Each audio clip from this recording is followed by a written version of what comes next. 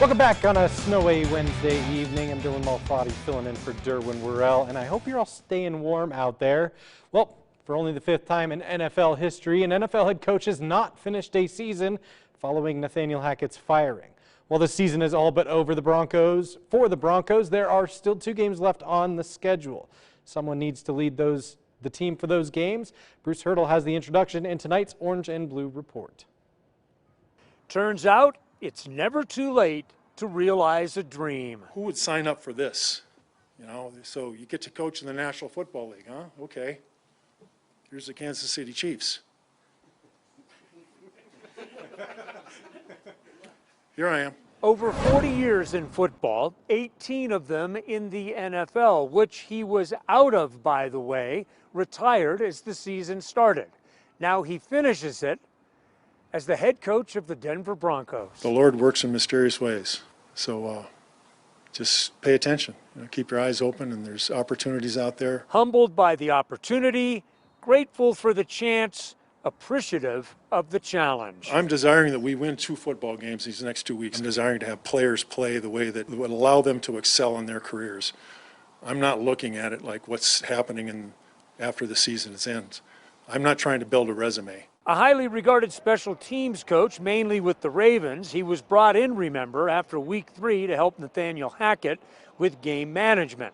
Now he tries to get guys who looked like they were making business decisions in LA to play hard for the last 2 relatively meaningless weeks. The NFL is now, has been forever, and always will be a player's game.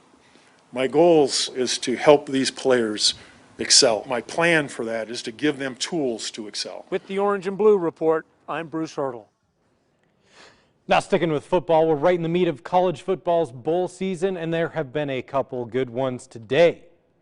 Earlier today, the Duke Blue Devils and the UCF Knights went head-to-head in the Military Bowl. Duke quarterback Riley Leonard led the team in both passing and rushing with 173 yards through the air and 63 on the ground. Not only did he lead the team in air and ground attack, but he also led his team to a victory by a final score of 30-13.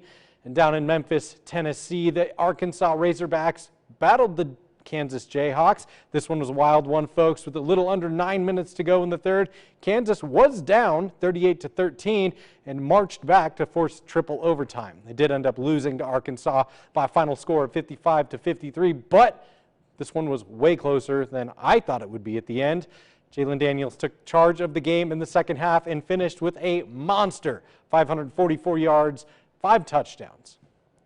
And if you thought that one was wild, the Ducks-Tar Heels game ended with an absolute nail-biter. 19 seconds left, and Oregon quarterback Bo Nix hits a 6-yard pass to Chase Cota to tie it up. The extra point goes up and pings off the iron and in. Ducks go up 28-27, but there's still time left on the clock, and the Tar Heels work their way back to the Ducks' 41-yard line with 1 second left.